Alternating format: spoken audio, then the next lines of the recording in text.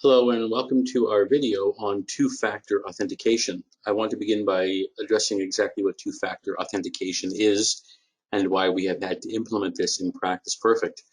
From time to time, you may use certain applications where every once in a while you get a request to enter a text code or an email code that is sent to you just to verify that the person using the application is the person who really should be using the application. So for example, if someone has inadvertently received your passcode by using two-factor authentication, that person is locked out because the system is emailing or texting to you directly a code that you need to use to log in. And why have we done this? We're finding several cyber insurance companies are now requiring that we do incorporate two-factor authentication into our web portal version of Practice Perfect, in order to stop people from getting into data they should not be getting into. So we have now officially added two-factor authentication into the web version of Practice Perfect. If we find this needs to be added to the desktop version, we will do that as well. Right now we are relying solely on email. We will be moving to text as well. How do you set up two-factor authentication? Well, to begin with, to enable it, because it is turned off by default, we go into Settings, we go into Other Settings, and we go into Security. Under Security, you will find that there are now two new settings available right here. We have two-factor authentication login count, and we have two-factor authentication retention minutes. What does this mean? Well, first of all, if you enter a 0 in here, then that turns off two-factor authentication. So what this means is, after how many times will a user be required to enter the two-factor authentication code?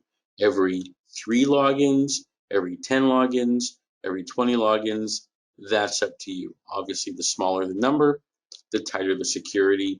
3 or 4 is probably not a bad number. So again, what this means is every 3 times the user logs into the web version, they will be asked to enter a two-factor authentication code, which will be emailed to them.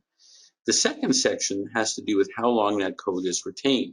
So when the code is emailed to the user, how long is that code active for?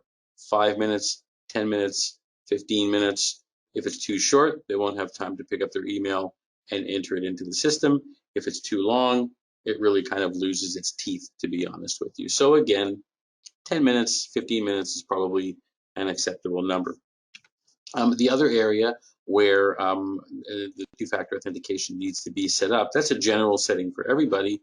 But then within each user, you also do need to set up the email address to which the two-factor authentication should be sent. So we've added a new field under Housekeeping, Security, Users, where you can add for each user the email address to which their two-factor authentication code will be sent. And again, we will be moving to a text option for this as well sometime in the future. So what is the user going to see when they try to log in? So I am a user. I'm trying to log into the web version. I've typed in my username. I've typed in my passcode. I've hit the random number of times, or the 3 times before it's going to ask me for the code. So the user is going to get a message that two-factor authentication is required at this time. Your authentication code has been sent to your email address and will expire shortly. Please enter your code here. The user will receive an email with their code. Needs to be entered here. If the code needs to be resent, they just click on the Here button and another code will be sent to them.